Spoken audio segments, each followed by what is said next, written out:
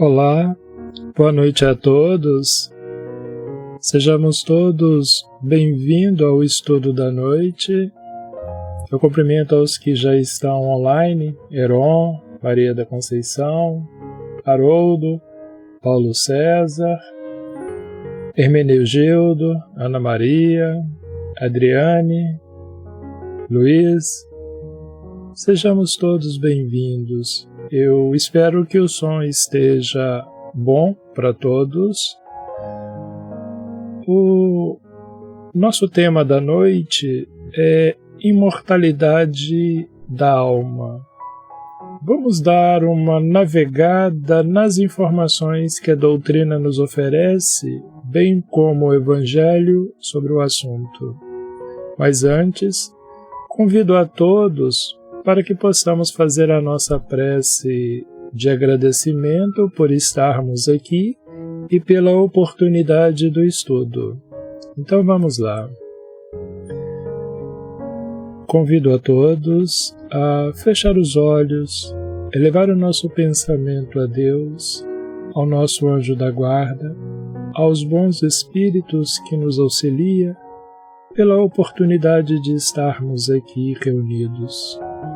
Que nesta noite de pensamento elevado possam os bons espíritos que nos acompanham, o nosso anjo da guarda, os mentores do Lar Espírita, irmão André, que nos auxilia na oportunidade em que nos reunimos em seu nome para buscarmos instrução, orientação e para nos auxiliarmos uns aos outros.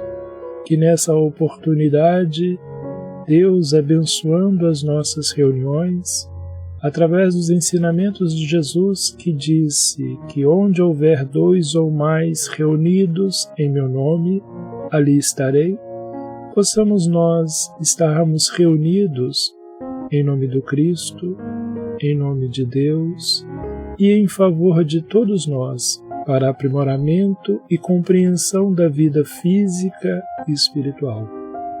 Que assim seja. Então, vamos ao nosso estudo da noite.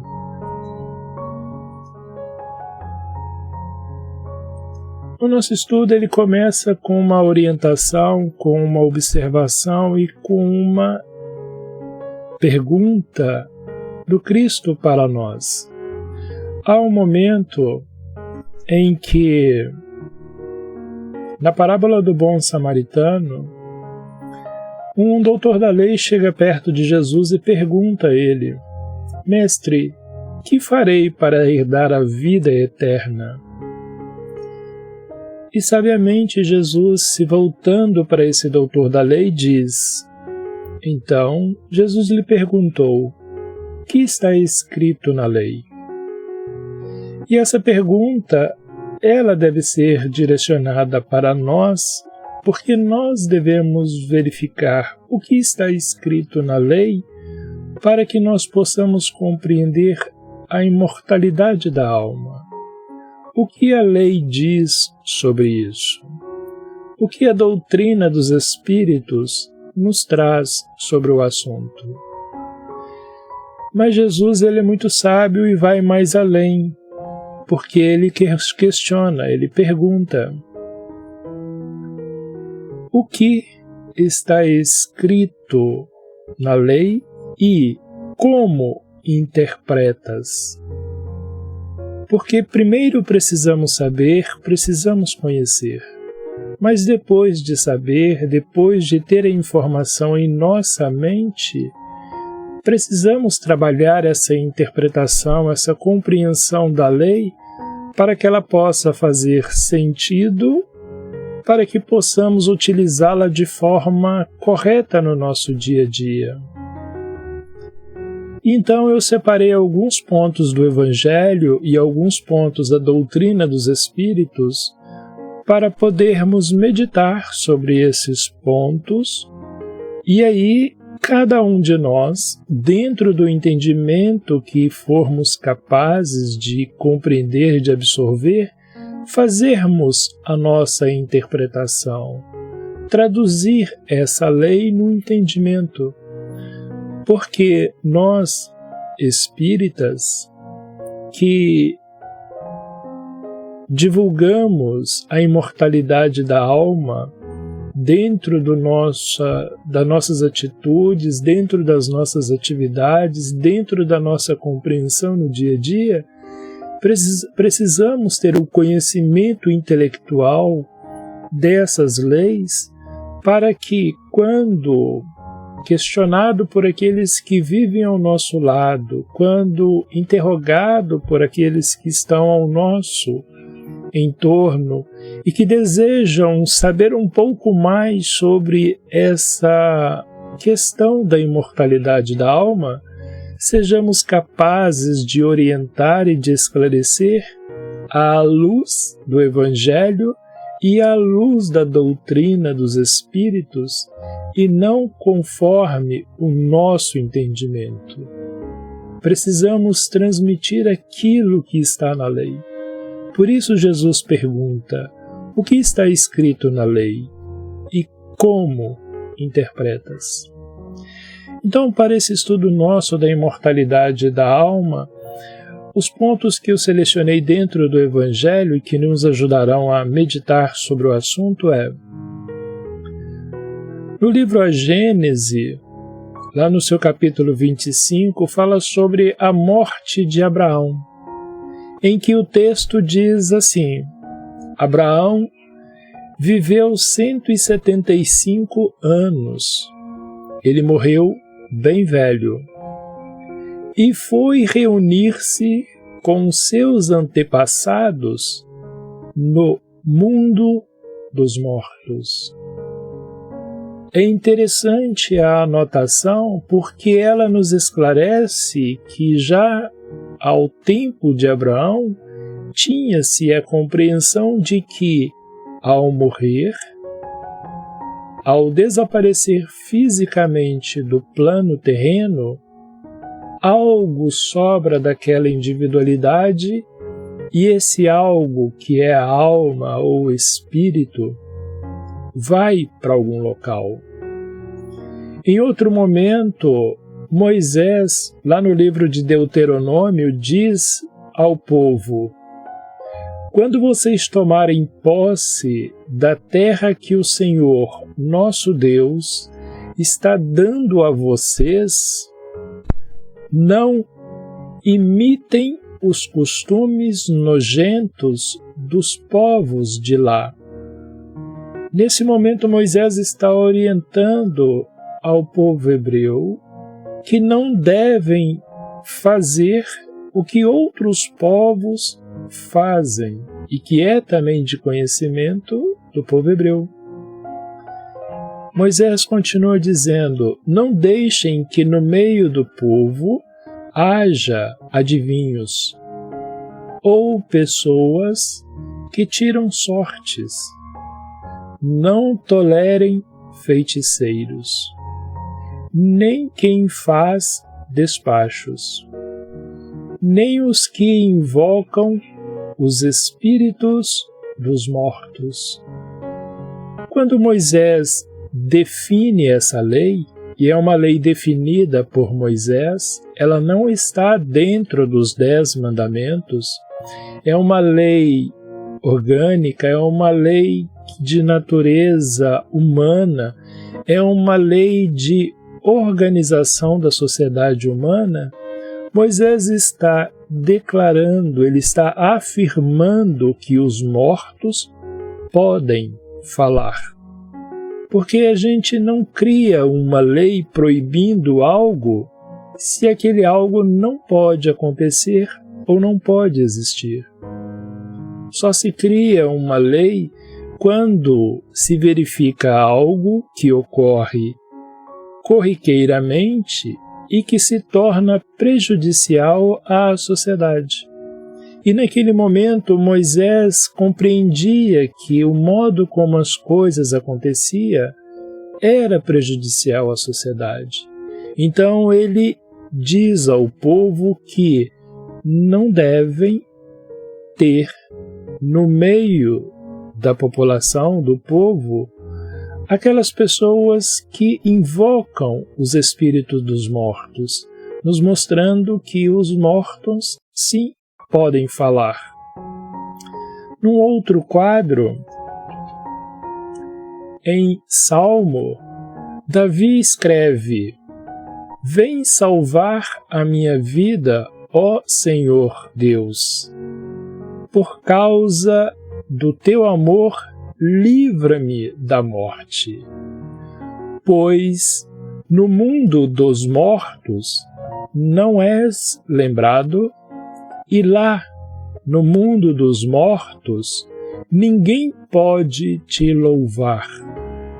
Verificamos aqui mais um profeta que fala sobre o mundo dos mortos. Ele não descreve como é lá, mas aquilo que ele consegue compreender, ele deixa anotado para nós, que na compreensão dele, no mundo dos mortos, Deus não é lembrado e Deus não é louvado.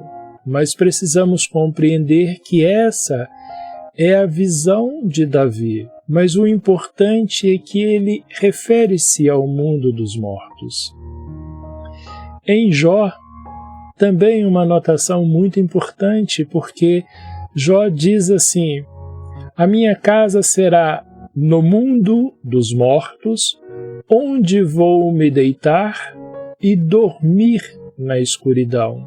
E ele fala isso porque ele já estava em condições de falecimento, ele compreendia que a morte estava próxima e ele compreendia aonde ele se encontraria após essa morte. E, para finalizarmos as anotações que nós temos dentro do Evangelho, das que eu separei para o nosso estudo, vamos verificar Jesus, que conversa com Moisés e Elias. Jesus foi para um monte alto, levando consigo somente Pedro e os irmãos Tiago e João. E os 3 discípulos viram Moisés e Elias conversando com Jesus. Nesse ponto aqui, nós observamos que, ao momento em que Moisés, quando no mundo físico, determina uma lei proibindo a evocação, a conversação com os mortos. Mas agora, neste momento, depois de longos anos, de longos séculos, verificamos Jesus, que se encontra na presença do legislador Moisés e de Elias, os quais já estavam fisicamente mortos, estavam no mundo dos mortos e agora conversam com Jesus.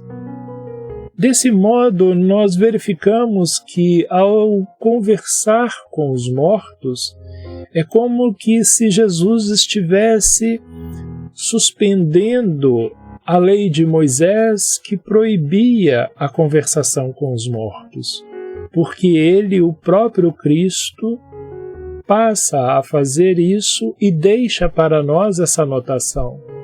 E é um momento em que Jesus diz assim, repetindo as palavras de Isaías: vós sois deuses. E num quadro um pouco mais à frente aqui, Jesus diz: podeis fazer tudo o que eu faço e muito mais. Então Jesus diz que nós podemos fazer não só aquilo que ele faz, mas além daquilo que ele deixou anotado para nós. Assim sendo, ao conversar com Moisés e com Elias, nos permite essa comunicação com o mundo dos mortos. E continuando esse trecho, então Pedro disse a Jesus: como é bom estarmos aqui, Senhor. Se o Senhor quiser, eu armarei 3 barracas neste lugar, uma para o Senhor, outra para Moisés e outra para Elias. dando-nos uma certa compreensão de que, além da apresentação de Moisés e Elias conversando com Jesus, se fosse da vontade, poderia Moisés e Elias permanecer um tempo a mais junto deles. E num trecho mais à frente, para complementar esse quadro, os discípulos perguntaram a Jesus: por que os mestres da lei dizem que Elias deve vir primeiro?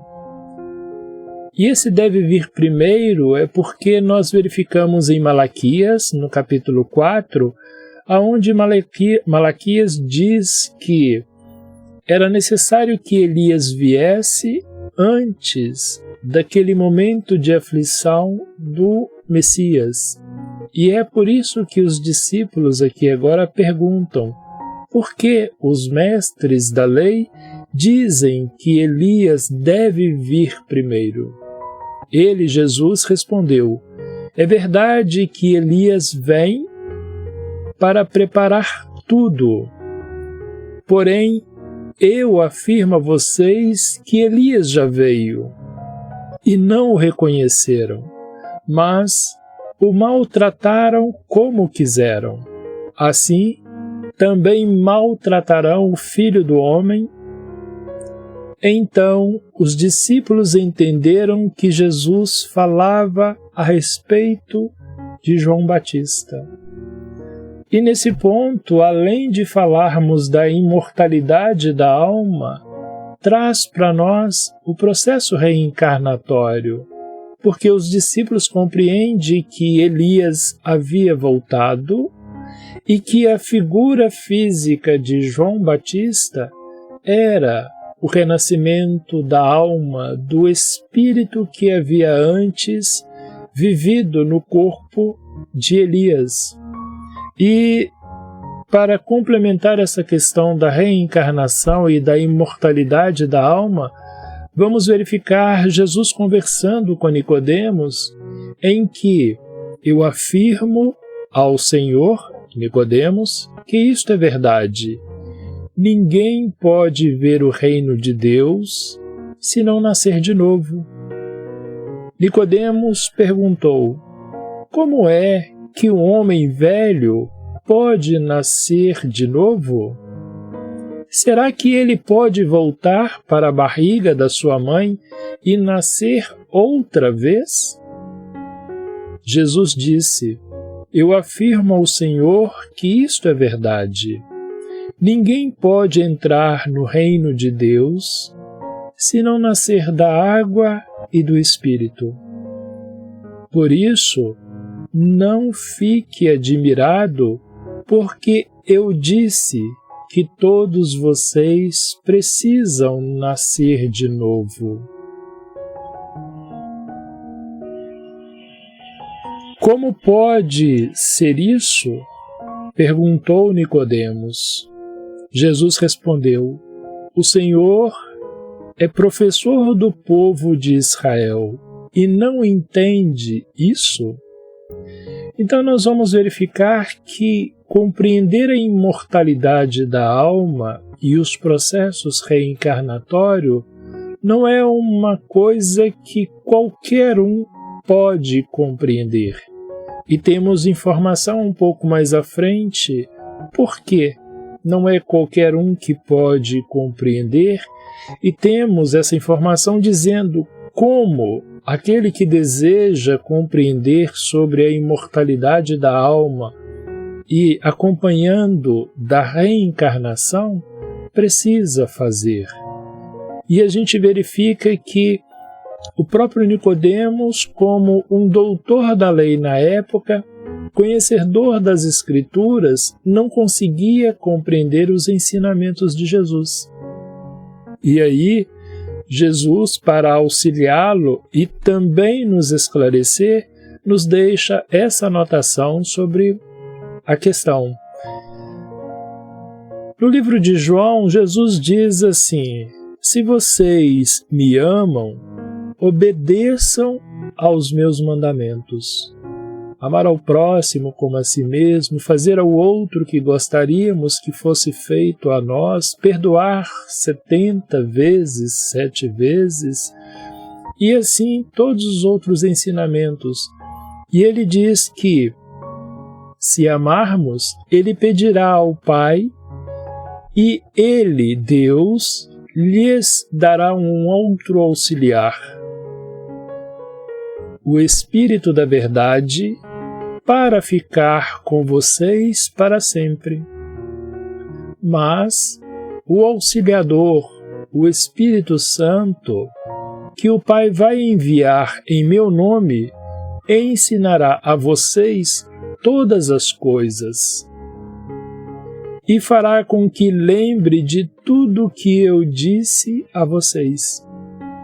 Então Jesus nos observa, nos orienta e deixa notado que, além de enviar um Consolador que vai nos auxiliar, ensinando coisas novas, também esse mesmo auxiliar vai nos lembrar de tudo que o Cristo nos ensinou. Porque Jesus percebe que há um esquecimento da nossa parte e um pouco mais à frente vamos compreender o porquê desse esquecimento. E aí entra então a doutrina espírita, que na visão, no entendimento e no estudo que fazemos da doutrina, ela se vê colocada na posição desse Consolador prometido.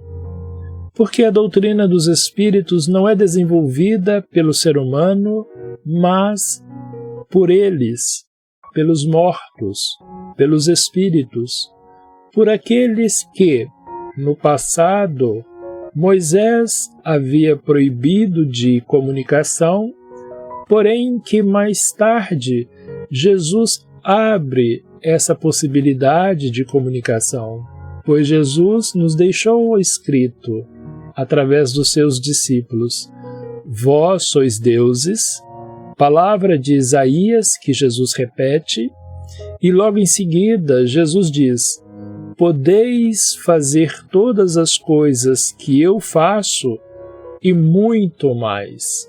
Se Jesus pode conversar com Moisés e com Elias, que eram mortos, por que nós não podemos fazer o mesmo? E aí a doutrina dos Espíritos vem nos esclarecer. No Livro dos Espíritos, na contracapa, nós vamos encontrar lá assim: filosofia espírita. E o que vem a ser filosofia? Filosofia espiritualista. E qual a definição de filosofia? Indo no dicionário, filosofia é o conjunto das reflexões, dos pensamentos particulares de cada um de nós que busca entender a realidade das coisas a partir da razão, do raciocínio, da meditação. É esse o nosso objetivo do estudo Imortalidade da Alma, e é essa a nossa introdução sobre aquilo que está escrito dentro do Evangelho, para que possamos meditar sobre isso, raciocinar.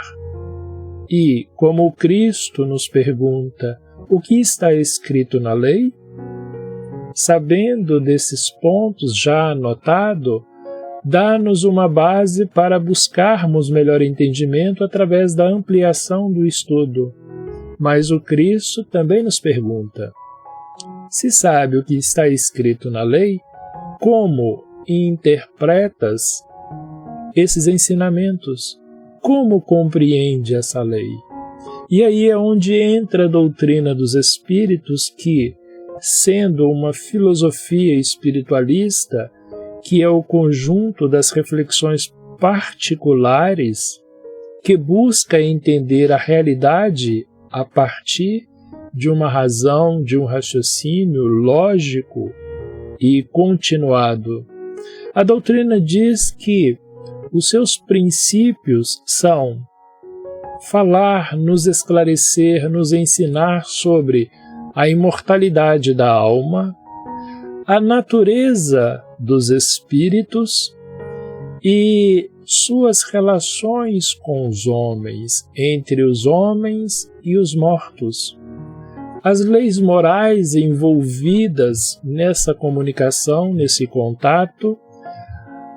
A doutrina procura nos trazer sobre a vida presente as razões, os acontecimentos, o porquê das coisas, esclarecendo-nos as palavras do Cristo que diz: a cada um segundo as suas obras. Fala também da vida futura, do homem que se encontra na terra, o que ele prepara para si na vida futura, e como é e como será sua vida futura. Nós observamos que Jó e Davi, eles nos relatam que eles não tinham muita compreensão do que ia acontecer. Tanto que há um momento em que Jó diz: onde está você? A minha casa será no mundo dos mortos, onde vou me deitar e dormir na escuridão. A gente verifica que Jó não tinha muita compreensão da imortalidade da alma e do mundo espiritual, ou do mundo dos mortos. Vamos verificar também tal condição em Davi, que nos escreve no Salmo, dizendo que: vem salvar a minha vida, ó Senhor Deus. Por causa do teu amor, livra-me da morte, pois no mundo dos mortos não és lembrado e lá ninguém pode te louvar. Então verificamos que tanto Jó quanto Davi não tinha muita clareza do mundo dos mortos e que também os discípulos, quando estão com Jesus e vê Moisés e Elias, percebe a presença das individualidades, mas também não tem muita compreensão disso. E vamos ver que Nicodemos não compreendia a necessidade do renascimento e como isso acontecia. E vem agora a doutrina dos Espíritos nos trazer esse esclarecimento, falando da vida presente e da vida futura do ser espiritual. A doutrina fala também o porvir da humanidade, e tudo isso segundo os ensinamentos dados por espíritos superiores, que são exatamente a alma dos mortos, ou dos espíritos do mundo dos mortos. E esses espíritos superiores nos trazem esses ensinamentos através do concurso dos médiuns, nas reuniões mediúnicas, aonde nos trazem esclarecimento, informações para que, através do conjunto das reflexões particulares, que busca entender a realidade a partir da razão.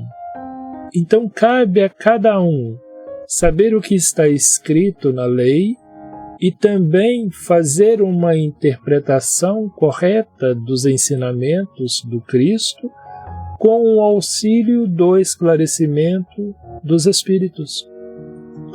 E todo esse material que nós encontramos dentro da doutrina espírita foi organizado por Allan Kardec, mas todo o ensinamento vem do mundo espiritual. E aí, adentrando agora ao esclarecimento da doutrina sobre a imortalidade da alma, nós verificamos que Emmanuel, no livro Consolador, nos diz o seguinte: todas as expressões do Evangelho possuem uma significação divina.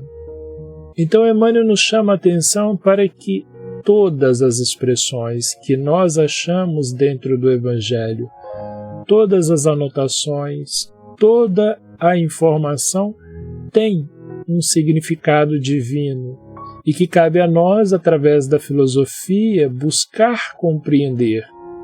Ele diz, como exemplo, que no Tabor, lá no monte, contemplamos a grande lição de que o homem deve viver a sua existência física no mundo físico, sabendo que pertence ao céu por sua sagrada origem.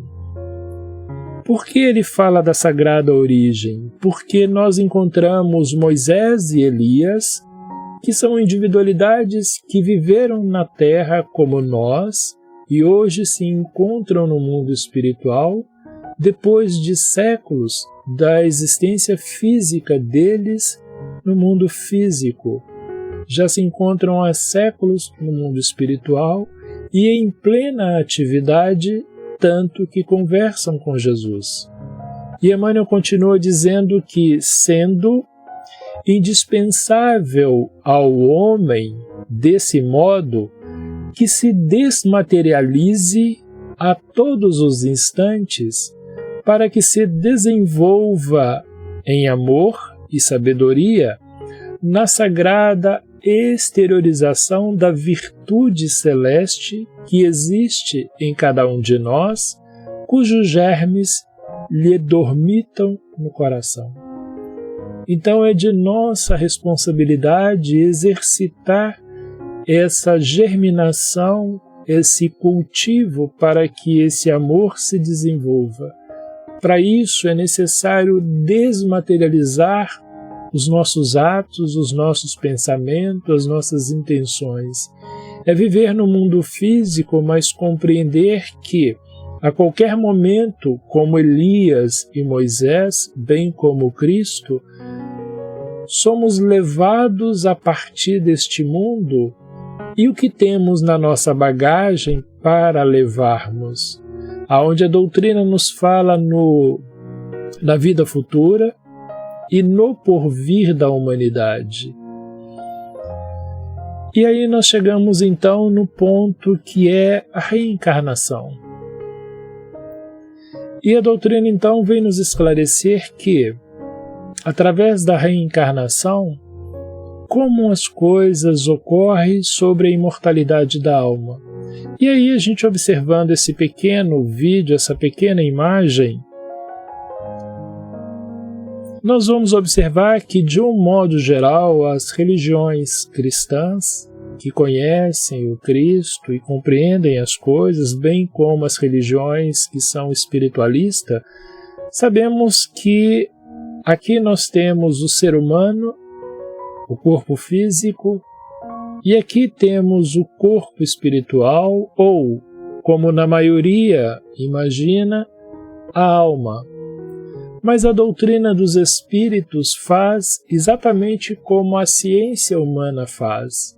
No passado, se verificava uma doença, alguém morria, mas não se sabia por que acontecia aquilo, e nem como curar. Foi necessário muitos anos, muito desenvolvimento tecnológico, muito estudo aprofundado para que a medicina pudesse descobrir o vírus, a bactéria, o fungos e compreender como eles atuam no nosso organismo e saber a origem destes e como eliminá-los. Tanto que hoje a nossa medicina consegue perceber em nós a doença, o agente causador e o modo de tratar aquela doença. Tudo isso foi adquirido ao longo de anos, de muita tecnologia e muito estudo. Assim também é a compreensão do espírito, da alma, porque até então se imaginava que o corpo físico e aqui o corpo espiritual. E fica difícil compreender como essa individualidade pode nascer de novo. Então a doutrina estende esse ensinamento, tornando ele mais claro através do estudo e da dedicação daquele que deseja compreender como é o mundo espiritual e como é a imortalidade da alma. E aí a gente verifica que a doutrina espírita estende um pouco mais a informação, nos trazendo de forma mais clara que, na realidade, aqui está o espírito, a alma imortal, e que este é somente o corpo espiritual em que a alma, o espírito imortal, temporariamente utiliza, e este é o corpo físico que também temporariamente a alma utiliza. E aí a doutrina nos esclarece que o espírito, a alma imortal, lá na questão 76 do Livro dos Espíritos, eles dizem que o espírito pode-se dizer que os espíritos são seres inteligentes da criação, povoam o universo fora do mundo material. Então eles nos declaram que o espírito, a alma, não depende do corpo físico, não depende do corpo espiritual e não depende do planeta para existir ou viver. Eles ainda continuam nos trazendo mais esclarecimento em relação ao espírito, para que a gente possa compreender a imortalidade desse espírito. Eles dizem que, Livro dos Espíritos, questão 88, o espírito se quisermos, se aceitarmos o esclarecimento deles, dado a limitação do nosso dicionário, uma chama, um clarão, ou uma centelha etérea. Como eles ainda não têm palavras para definir de forma clara e objetiva o que é o espírito, eles estão fazendo como Jesus, utilizando do recurso intelectual que temos atualmente, utilizando do dicionário que temos atualmente, para nos dar uma ideia do que pode realmente ser o espírito. Então eles dizem que o espírito, se nós quisermos, se nós aceitarmos a definição que eles nos oferecem, pode ser uma chama, um clarão ou uma centelha etérea, mostrando para nós a diferença de corpo físico, corpo espiritual e espírito. E eles ainda nos dizem que, mostrando para nós que nós temos aqui o corpo físico, o corpo espiritual, mas que nenhuma dessas parcelas do ser humano é a alma imortal, é o espírito. O espírito está além disso. Continuando, eles dizem que essa chama ou essa centelha tem uma cor que para vós, se pudéssemos vê-la, vai do escuro ao brilho do rubi, conforme o espírito é mais ou menos puro. Então eles nos mostram também que há uma diferença entre o espírito menos puro e o espírito mais puro, dando-nos uma trajetória, um caminho que deve existir entre um ponto e outro, e nós vamos verificar como esse ponto é completado. Então, nós vamos verificar nesse quadro que o corpo físico ele começa bebê ao 0 ano, e ao longo dos anos esse corpo físico desenvolve, cresce, amadurece, começa a ter responsabilidade, a ter liberdade para fazer as coisas, se torna adulto, se torna responsável e, à medida em que vai evoluindo, crescendo, passa a compreender a necessidade de auxiliar aqueles que vêm atrás. Esse corpo vai amadurecendo, se torna sábio até chegar aos 100 anos. até que o corpo deixa de existir. A doutrina nos mostra que os espíritos também começam bebê, que são os espíritos escuro, que são os espíritos bebês, são quando saem da mão de Deus, simples, ignorantes, sem nada saber. E esses espíritos bebê começam a reencarnar. Eles só podem renascer nos mundos primitivos, aonde dão conta de manipular a matéria física daquele mundo.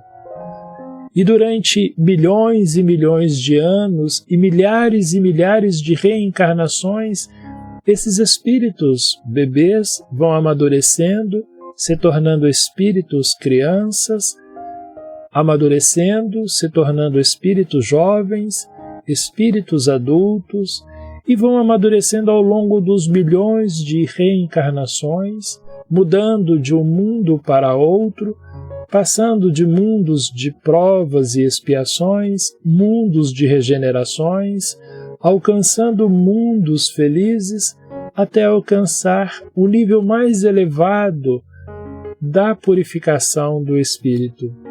E aí se torna um espírito cor de rubi, conforme os espíritos nos esclarece, espírito puro. Então nós temos agora uma compreensão de como os espíritos se desenvolvem. São ao longo de milhões de reencarnações e milhões de anos. E vamos observar que da mesma forma que uma criança é limitada em compreender as coisas, também o espírito bebê tem a sua limitação de compreender as coisas da mesma forma que os espíritos jovens também têm a sua limitação de compreender as coisas. Então vamos verificar que o processo reencarnatório dá às almas, aos espíritos, a oportunidade de se rematricularem nos mundos e poderem buscar a sua evolução. E aí, da mesma forma que o corpo físico se desenvolve, as almas também evoluem. E aí eu tenho aqui um exemplo de bebê. Por que nós não lembramos das múltiplas reencarnações se nós já vivemos em milhares de reencarnações, como a doutrina espírita nos esclarece?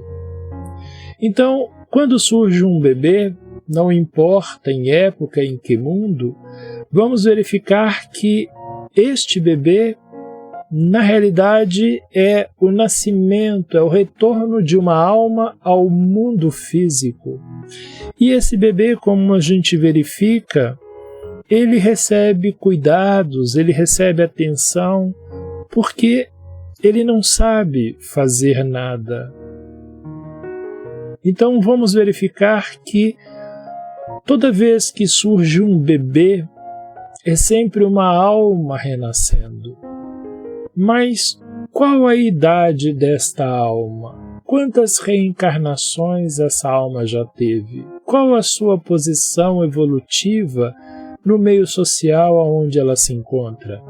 Verificamos que esse nosso bebê, o espírito que vem habitá-lo, é um espírito relativamente jovem. E aí nós temos um outro espírito que surge. Digamos, seja este um outro bebê. Um outro espírito então vai nascer. Qual a natureza desse outro espírito? Nós vamos observar que é um espírito mais elevado do que o anterior. Mas esse espírito mais elevado, ele vai passar pelo corpo do bebê e vai receber os mesmos cuidados que este outro espírito. E aí um outro bebê surge no mundo físico, significa que um outro espírito está nascendo. Qual a natureza, qual a idade desse outro espírito? Pela nossa escala de estudo aqui, é uma escala preparada para uma demonstração fictícia, para a gente compreender a evolução dos espíritos, vamos ver que o terceiro bebê é uma alma mais evoluída. Mas o que nós vamos observar é que todos os espíritos passam pelo corpo do bebê. Todos os espíritos nascem bebê.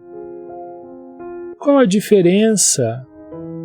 Ou qual a parte igual nesse caso?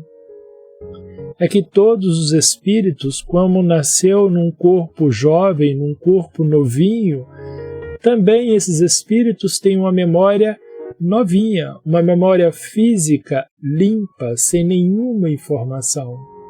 O que nós vamos observar é que todos são bebês, todos têm que aprender a andar, aprender a falar, a aprender a pedir as coisas. Independente do grau evolutivo do espírito, ao chegar no mundo físico e ao receber um corpo novo, recebem também uma memória branquinha, novinha, sem nenhuma informação. Então, é necessário que, independente do grau evolutivo da alma, ela precisa estudar para ela conhecer, inclusive, a si próprio. É o que a doutrina dos Espíritos nos esclarece lá no Livro dos Espíritos, na introdução. Kardec deixou anotado dizendo que quem deseje tornar-se versado numa ciência tem que a estudar metodicamente, começando pelo princípio e acompanhando o encadeamento e o desenvolvimento das ideias. Para que nós possamos compreender com clareza sobre a imortalidade da alma, precisamos conhecer o que está escrito no Evangelho, saber interpretar essas informações do Evangelho e precisamos estudar a doutrina dos Espíritos. Porque, como verificamos, da mesma forma que o corpo físico precisa de amadurecer para que se adquire conhecimento, destreza, compreensão das coisas, e só à medida em que o corpo físico amadurece é que verificamos no ser entendimento, compreensão da vida e responsabilidade. Também é necessário que o espírito amadureça. É necessário que o espírito alcance grau evolutivo adequado para dar conta de absorver os ensinamentos. Tanto que o próprio Cristo, quando explica as parábolas para os seus discípulos, eles perguntam a Jesus por que fala ao povo por parábolas. Jesus diz: falo-lhes por palavra porque ouvindo não entendem, vendo não compreendem, mas a vocês tudo é trazido com clareza. Assim, a imortalidade da alma não é compreendida por todos, porque, como verificamos, é necessário renascer muitas vezes, e como verificamos, não importa a condição do espírito, se ele é mais ou menos jovem, todo ser que reencarna para compreender a vida espiritual precisa do estudo. Mas vamos verificar que somente o espírito encarnado, mais amadurecido, é que se dispõe a ocupar uma parte do seu tempo no mundo físico ao estudo, como Allan Kardec nos mostrou. E eu trouxe um exemplo do processo reencarnatório, que é um desenho que vai trazer clareza para todos nós sobre o assunto. Vejamos essa imagem. Temos ali dois espíritos. Eles são de graus evolutivos diferentes e fazem par. Observem só a imagem.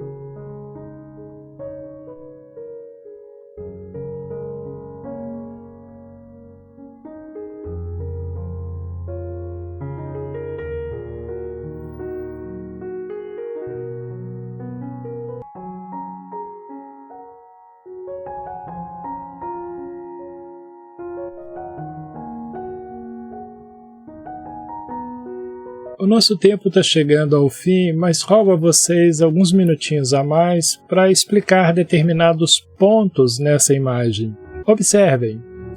Então nós temos aqui dois espíritos e a gente viu cenas muito interessantes em que a doutrina nos explica. Nós observamos que no momento da cena nós encontramos dois homens. Como assim? Nós, no início da cena, era um homem e uma mulher junto.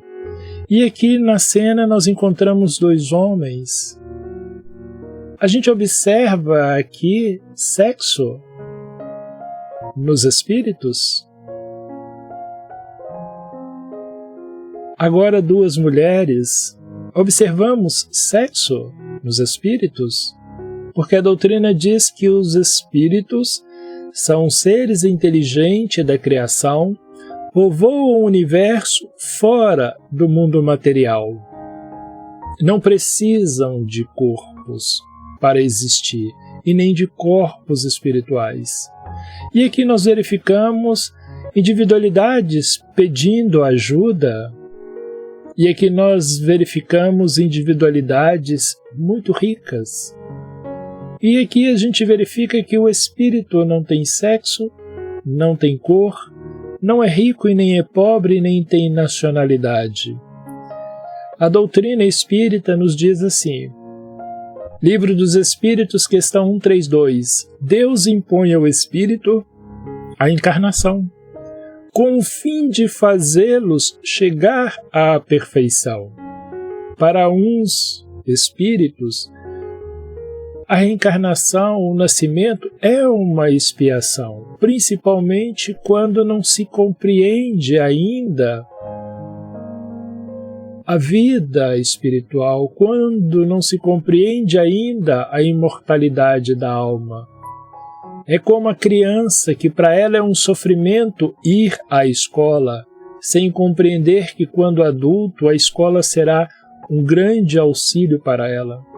A criança não compreende a questão de ter que levantar cedo. A criança não compreende a necessidade de tomar banho ou de ir deitar em determinado horário. A criança não compreende quando, às vezes, ela quer um brinquedo e o pai diz, olha, filho, não tem como, não posso.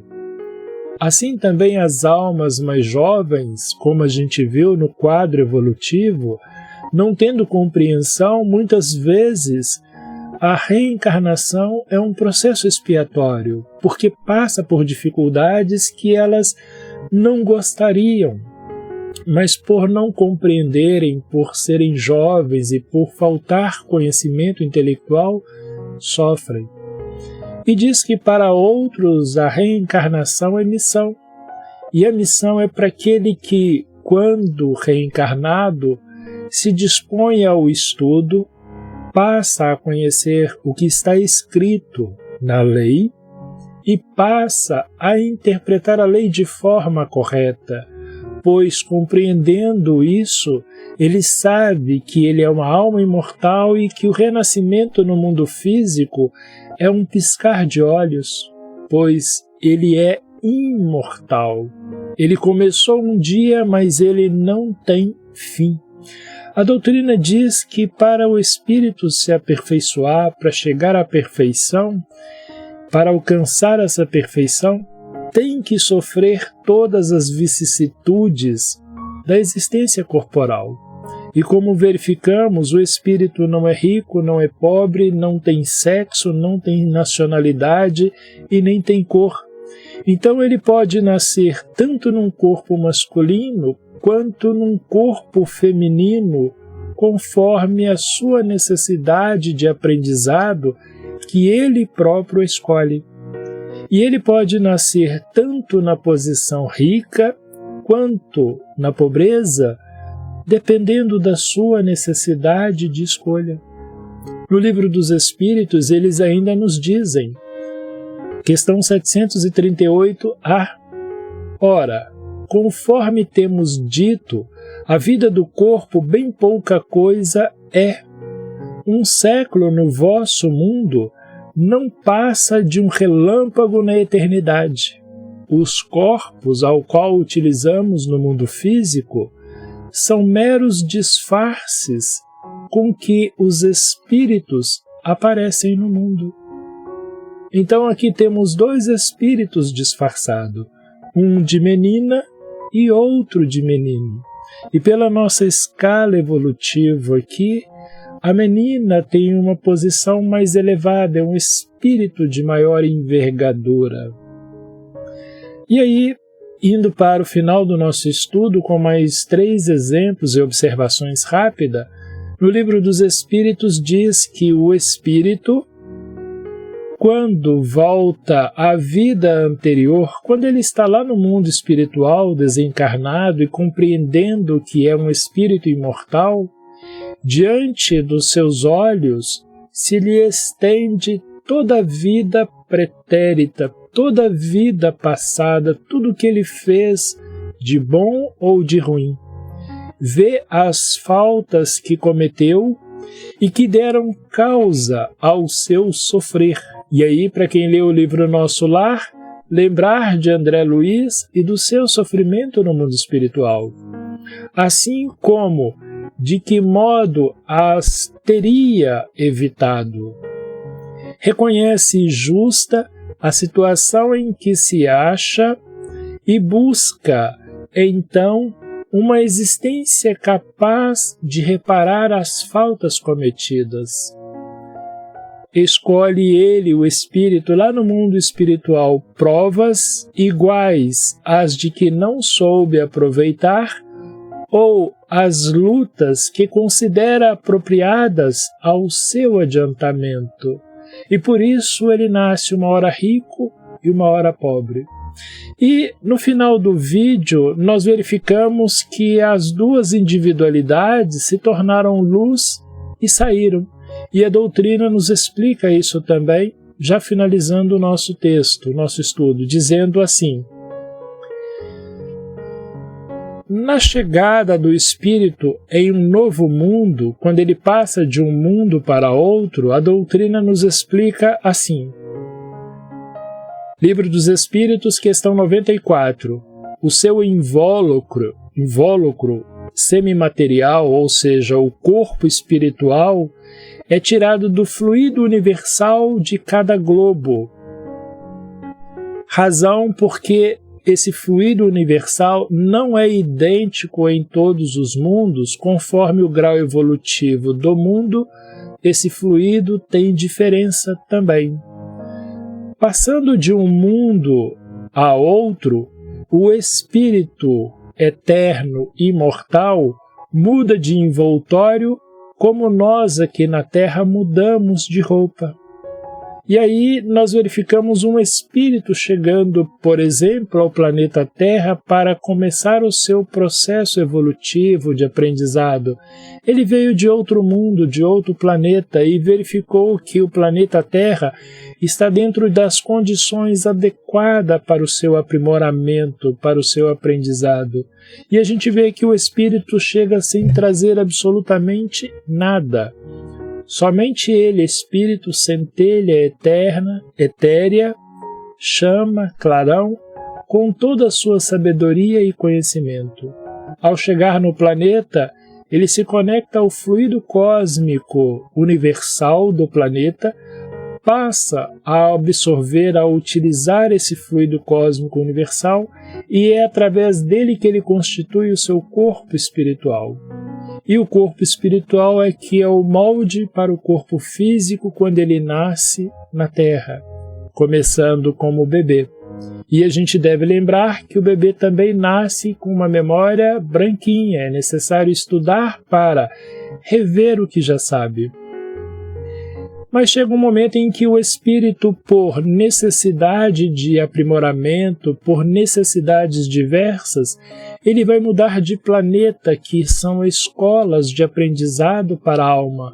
Então, neste momento que ele precisa mudar de mundo, de planeta, ele se desfaz do seu corpo espiritual, se desconecta do fluido cósmico universal e parte, levando somente o conhecimento, a bondade, ou os vícios que ele ainda carrega em si. E aí a gente vê então que as almas, quando alcançam graus evolutivos em que não mais precisam renascer no planeta e que precisam ir para outros mundos, se desfazem de toda a sua estrutura material deste planeta e se lançam no espaço em busca da nova escola. Então, a doutrina finaliza para nós o nosso estudo dizendo assim, que da mesma forma que o ser humano, à medida que cresce, passa a compreender as coisas, também é assim para os espíritos. A criança acredita no Papai Noel até uma certa idade, depois disso ela compreende que o Papai Noel nada mais é do que uma invenção, uma informação, um folclore, para que ela, quando criança, pudesse se deleitar com essa diversão que é o Papai Noel. O espírito passa a compreender a imortalidade da alma à medida em que ele adquire uma certa idade espiritual e se desenvolve através do estudo, tanto no mundo físico quanto no mundo espiritual. E aí, uma anotação que a FEB colocou no livro Evangelho segundo o Espiritismo, e é o fim do nosso estudo, dizendo que o estudo meticuloso e isento dessas obras permite-nos extrair conclusões básicas, o estudo da doutrina dos espíritos. A. Todos os seres humanos são espíritos imortais, criados por Deus em igualdade de condições, sujeitos às mesmas leis naturais do progresso que levam todos gradativamente à perfeição. B. O progresso ocorre através de sucessivas experiências em inúmeras reencarnações, vivenciando necessariamente todos os segmentos sociais. Uma única forma de o espírito acumular aprendizado necessário ao seu desenvolvimento. C. No período entre as reencarnações, os espíritos permanecem no mundo espiritual ou no mundo dos mortos, podendo comunicar-se com os homens enquanto estão lá, nos trazendo notícia das suas condições e dando-nos a oportunidade de, pela filosofia, raciocinar sobre os ensinamentos que eles nos trazem, de modo que sejamos capazes de fazer escolhas e mudar o nosso futuro conforme as nossas atitudes hoje. E D. O progresso obedece às leis morais ensinadas, vivenciadas por Jesus, nosso guia e modelo, referência para todos os homens que desejam desenvolver-se de forma consciente e voluntária. E Evangelho diz que acrescentamos que o estudo de uma doutrina, na qual a doutrina espírita, que nos lança de súbito numa ordem de coisas tão nova, quão grande, só podem ser feito com utilidade por homens sérios, perseverantes, livres de prevenções e animados de firme e sincera vontade de chegar a um resultado. E assim finalizamos o nosso estudo, esperando que essas informações nos permitam trazer reflexões para que possamos meditar sobre o assunto e buscar complementar esse conhecimento através do estudo da doutrina dos Espíritos. Eu fico agradecido pela companhia de todos e vou convidá-los para a nossa prece de agradecimento, mas deixando um pequeno recadinho para todos nós. Para aqueles que desejarem e tiverem oportunidade, no sábado, neste mesmo endereço, no horário de 3 horas aqui no YouTube, no Lar Espírita Irmão André, teremos outro estudo que é a influência da mente sobre o corpo. Também um estudo com material bastante interessante vai ser trazido pela Ana. Ficam todos convidados. Então vamos à nossa prece de agradecimento e já agradeço a vocês a companhia. Que possamos elevar o nosso pensamento, agradecendo a Deus a oportunidade deste momento em que tiramos das nossas atividades físicas para nos elevarmos em pensamento até Deus. Que as informações aqui trazidas pelo Evangelho do Cristo e pela doutrina dos Espíritos possa nos auxiliar na nossa revolução íntima, através da nossa meditação, da nossa reflexão, do nosso pensar sobre a imortalidade da alma, sobre as consequências que experimentamos nesta existência e sobre a vida futura, a qual construímos hoje com os nossos atos.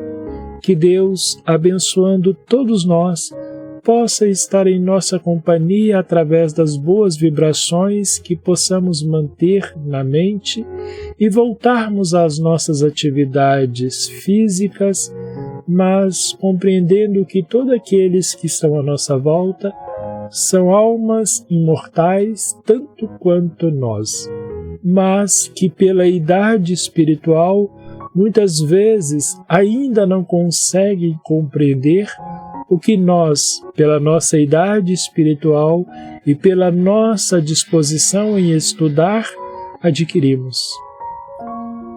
Que Deus abençoe a todos nós, que assim seja. Obrigado a todos, que possamos voltar às nossas atividades e até o próximo encontro. Abraço